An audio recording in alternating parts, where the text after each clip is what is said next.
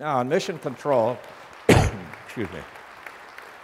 In mission control, our job is not over until we hand over responsibility for the crew to the Recovery Task Force commander.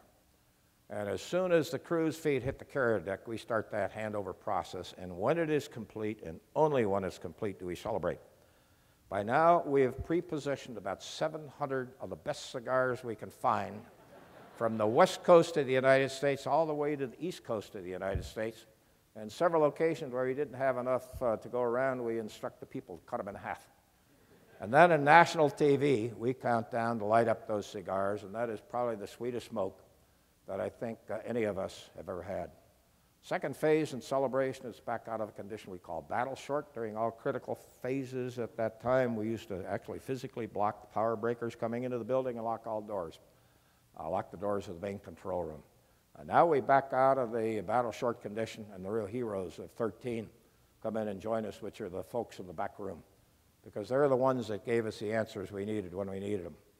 All we did in the main control room is count cadence and assemble the pieces into the proper sequence. Third phase in celebration is a tradition we started when we set our first space record as Americans. We pass out an American flag to every controller. And on the staff of that flag, you write the mission, you write your name, you write the landing time, the job you were doing in mission control. And we continued this tradition all the way through the early shuttle program. It's one of our most treasured possessions.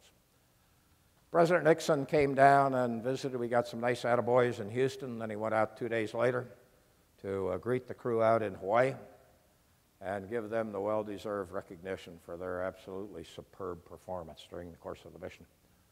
A lot of times we're asked, and I think both Lovell, myself, and Hayes all agree, what was the real key to this mission was the absolute trust that existed within this team. It wasn't a group of individuals, it was one team all the way.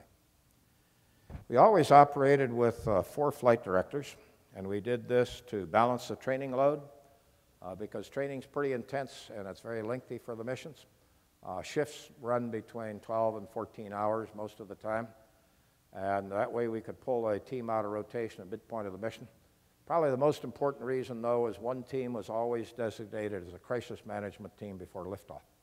And that happened to be my responsibility as lead team. When the time came, and we had the problem, it was up to me to get my team out of the shift rotation and basically come up with the answers and return to console only when we had the answers.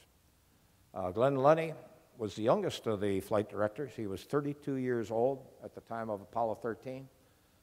Case, Team Color Black, came to us from Case Institute in Cleveland, was the first person I ever worked with who knew anything about a computer. So he was the go-to guy for the answers we needed out of the machines. The remaining 3 flight directors, I was the oldest at 37. We had Milt Woodler and Jerry Griffin. Milt with the maroon, Jerry Griffin with the gold. The remaining 3 of us were all fighter pilots. We flew the late subsonic and early supersonic aircrafts in the 50s. I believe it was this background in aviation at that time that really helped us keep our poise during the mission. Our nation abandoned the moon in December 1972. Gene Cernan was the last human ever to walk on the surface of the moon. And for us, this was a marvelous time to live because we believed in this dream that we were given by John F. Kennedy. And we considered ourselves privileged and proud to be part of the brotherhood that formed in the early years of space. And we thanked our country that they gave us a chance to participate in this great adventure. So this is the story of mission control, story of Apollo 13, story of a team of young Americans united through leadership, trust, values, and a clear objective. And a team that truly believes that in our line of work, failure will never be an option. Thank you.